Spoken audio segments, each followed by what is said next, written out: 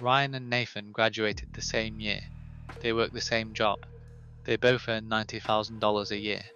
By the time they're both 55, Ryan will have $340,000 more in net wealth than Nathan. Not because Ryan earned more. Not because Ryan invested smarter or got lucky or inherited anything.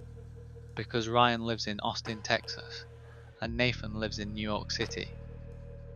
That gap, $340,000, is the price of the city Nathan chose at 38, calculated forward 17 years.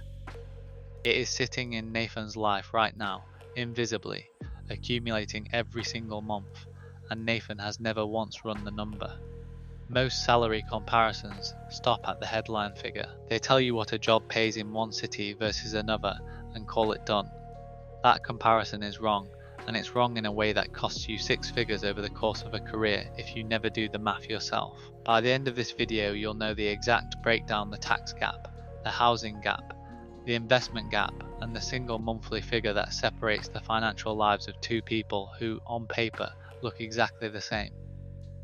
You'll also know the number you need to calculate this week to find out which city is quietly winning or losing your financial future for you. Because two people can start from the same place, take the same job, earn the same salary, and end up in completely different financial worlds. This is the story of Ryan and Nathan. Both 38. Both earning $90,000 a year. One of them knows what that salary is actually worth where he lives. The other one doesn't. Not yet. Let me show you what $90,000 a year actually looks like inside two different lives, because the number on the offer letter is where the similarity ends. Meet Nathan. 38 years old, project manager at a mid-sized tech firm in Manhattan. He earns $90,000 a year, a salary he worked a decade to reach, a number that felt genuinely significant the day he got the offer. By every visible measure, Nathan has made it. Here is what Nathan actually takes home. After federal income tax, New York state income tax at the state's top rate, and New York City's own local income tax, which adds roughly 3.9% on top of everything else Nathan clears, about $59,200 a year. That is $4,930 a month hitting his account. His rent for a two-bedroom apartment in Brooklyn, not Manhattan. Brooklyn runs $4,200 a month. He chose Brooklyn specifically to save money. He is spending 85% of his entire take-home pay on rent alone. Before groceries, before the subway pass, before the student loan payment he still carries, before anything that might one day build towards something. Nathan is not reckless. Nathan is not bad with money. Nathan is the product of a city whose cost of living index sits at 187 against a national average of 100, and a tax system that takes 14.7 cents of every dollar he earns before he sees any of it. He chose New York for the career opportunities, the energy, the life. What nobody told him is that the city has been quietly charging him $340,000 for the privilege. Now meet Ryan. Same job title, same company size, same $90,000 salary, different city. Ryan lives in Austin, Texas. He takes home $68,400 a year. That is $5,700 a month. Texas has no state income tax, zero, and no city income tax on top of that. Ryan earns the same gross salary as Nathan and takes home $770 more every single month before he spends a penny on anything. His two-bedroom apartment in a solid Austin neighborhood runs $1,760 a month. He is spending 31% of his take-home pay on housing. He has $3,940 left every month after rent. Nathan has $730. Same salary, same job, same Tuesday morning. Different financial reality entirely. Before I walk through exactly where the $340,000 gap comes from, I need to give you one idea that reframes the whole comparison. Most people think about salary as a single number. $90,000. That is what the offer says. That is what they tell their parents. That is how they measure whether they're doing well. But a salary is not a number. A salary is a system, and the city you live in is the operating system that determines what that number actually produces. Think about it this way. Two computers, identical processing power, identical specifications. One runs on a system that allocates 80% of its resources to the task you're actually trying to complete. The other runs on a system that allocates 30% to overhead cooling, maintenance, licensing fees before it gets to what you need. Same hardware, completely different output. Your salary is the hardware, your city is the operating system. And most people never audit the operating system. Ryan audited his. He chose Austin not because it was cheaper, he chose it because the math made sense when he ran it properly. He sat down at 38 with a spreadsheet and asked a question most people never ask. What does $90,000 actually produce here versus somewhere else over the next 20 years? The answer changed everything. Nathan never ran that calculation. Not because he's not smart enough, he's a project manager. He runs calculations every day at work. He just never ran this one for himself. That is the gap. Not income. Not investment skill. Not luck. Calculation that takes about 20 minutes and changes 6 figures. A note before we continue. Everything here is financial education, not personal advice. The numbers are real, sourced and current. What you do with them is your decision. Let me build the gap piece by piece, because $340,000 doesn't appear all at once. It accumulates in layers, quietly, every single month, in a way that is almost impossible to feel until you stop and calculate it deliberately. The first layer is tax. Texas has no state income tax. None. It is written into the Texas Constitution that the state cannot levy a personal income tax. For a resident earning $90,000, the federal bill is the only income tax bill, full stop. New York is the other extreme. New York State charges a top marginal rate of 10.9%. New York City then adds its own local income tax of 3.876% for residents. That is a combined state and city rate of 14.7% on top of federal taxes. On $90,000 of gross income, that difference, Texas 0 versus New York 14.7, translates to roughly $9,200 a year that Nathan pays in state and city tax and Ryan does not.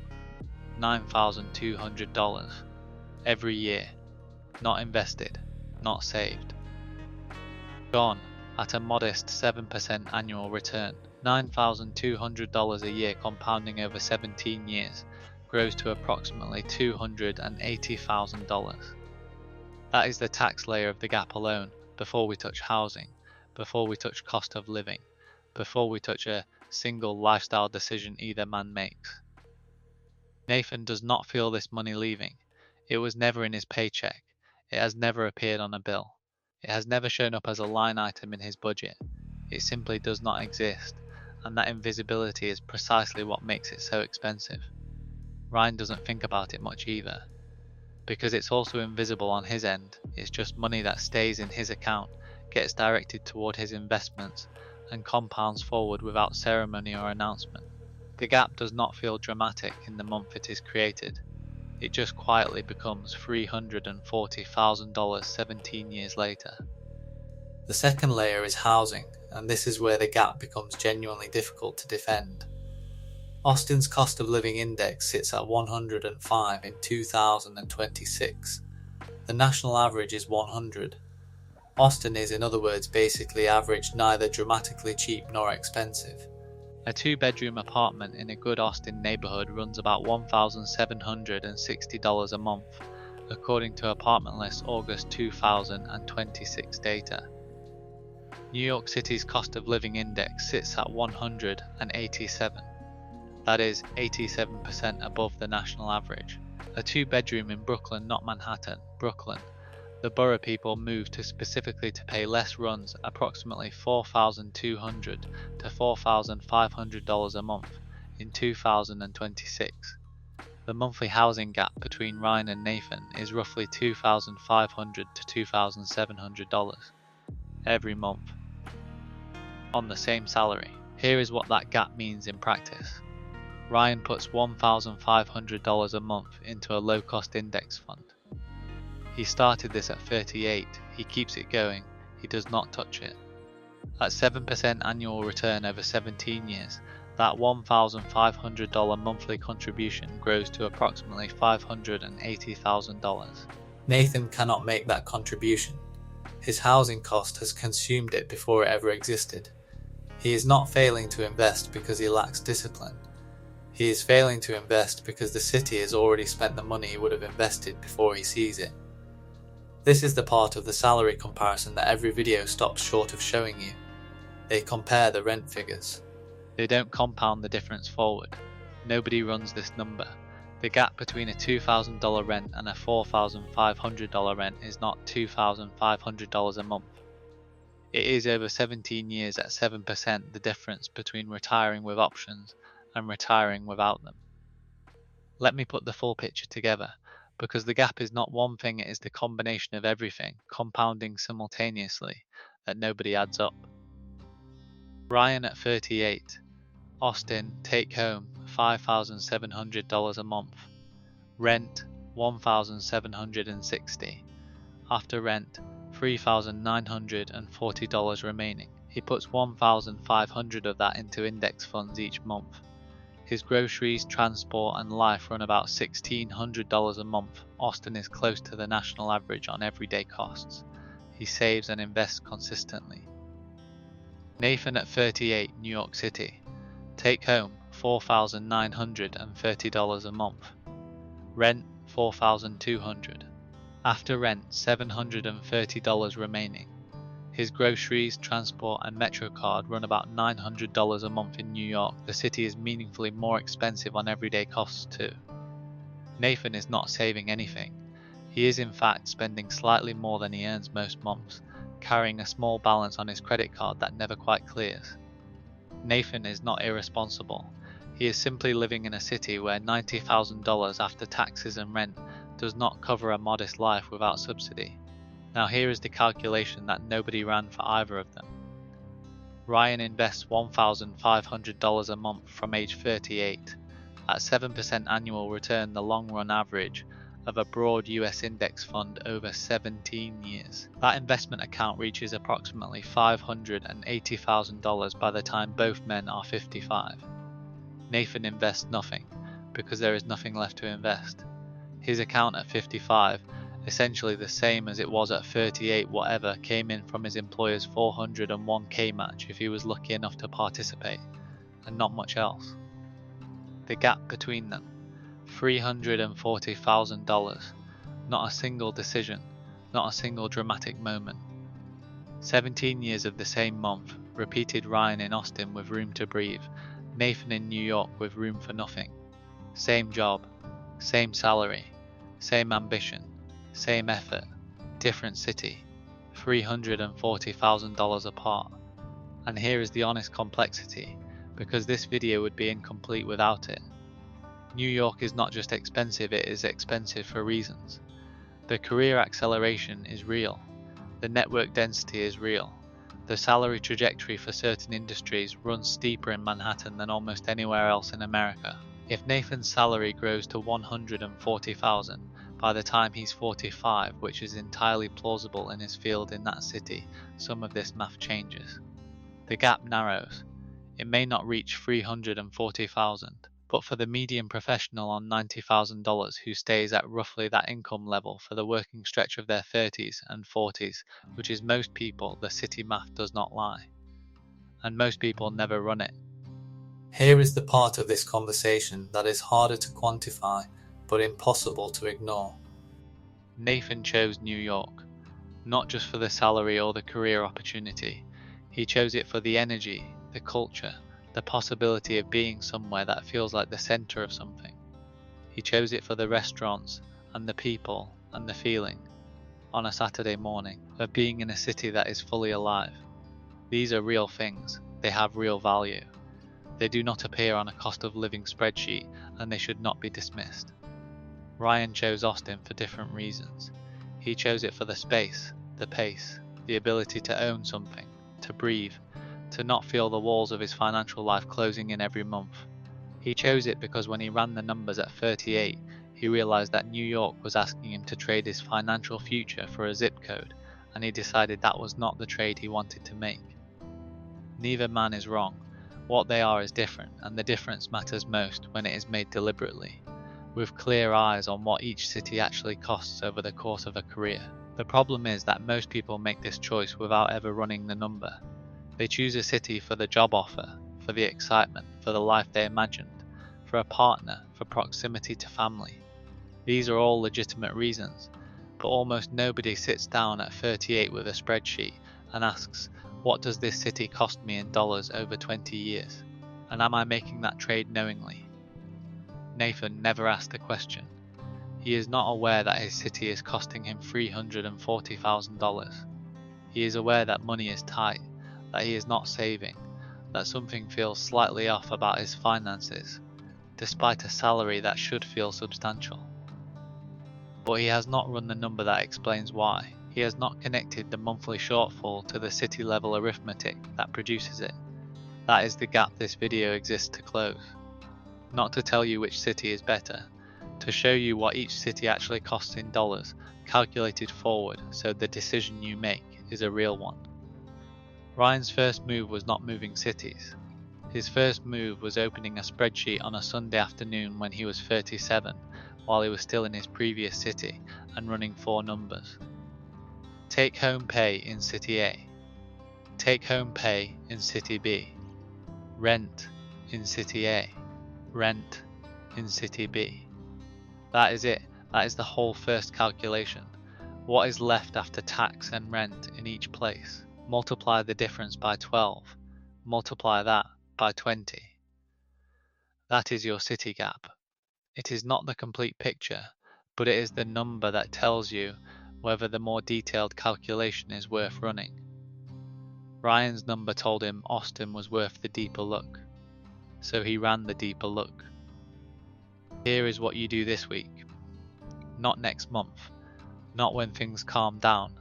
This week, open your banking app and find your actual take-home pay, not the gross salary, the number that hits your account.